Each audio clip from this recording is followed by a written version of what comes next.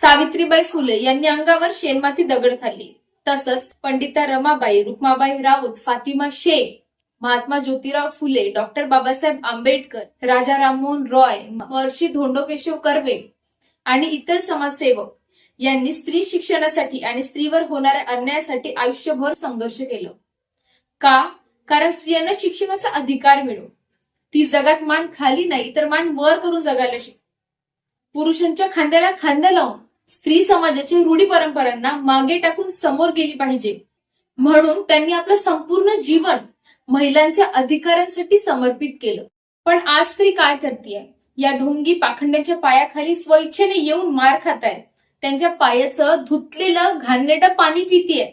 का यासाठी समाजसेवकांनी दिवस रात्र आयुष्यभर संघर्ष केला, स्त्रियांना स्वतंत्रता दिली. अशी सगळे कामं करून आपण त्यांना लाजवत नाही का आहोत?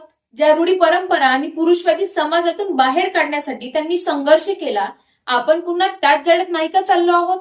हे असे सगळे कामं करण्याआधी स्वतःला लाज वाटू द्या.